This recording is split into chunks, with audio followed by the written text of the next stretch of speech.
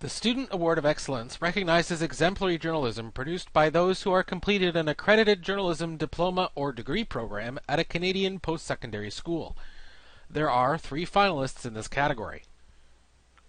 The first set of finalists is Assiniboine Community College students Justin Langan and Josh Delarond, whose piece titled A Mother's Story was broadcast under a partnership with the community television program Prairie Hearts. The two introduce viewers to Kim Longstreet and through her experiences into the opioid crisis in Brandon, Manitoba.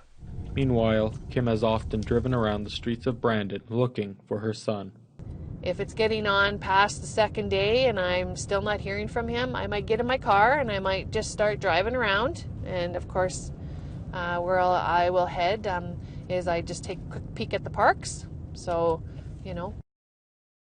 do I want to drive up on him using or being with people who are using, or drive up on him having maybe overdosed? Or no, I don't want to do that, but I have to do that because that's my duty as his parent. That's what you signed up for as a parent. The next finalists are Mount Royal University students Amber McLinden, Rayane Sabah, and Simran Sachar with their entry Lost in the System. The trio takes a deep dive into Alberta's healthcare system and how it treats, or doesn't, transgendered people. Most frustrating part of this, I think.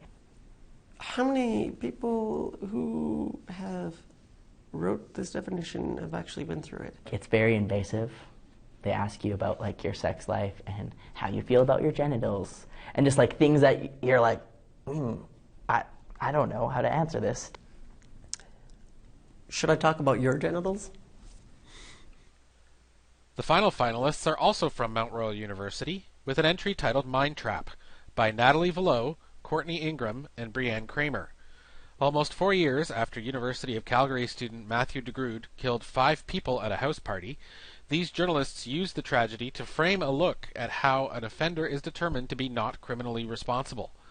They spoke with DeGrood's legal team, looked into the facility where he has been remanded for treatment, spoke to his therapists, and even featured how friends of the victims have been coping with their loss. Another element was speaking to someone who is declared not criminally responsible and has completed treatment to the point of being released.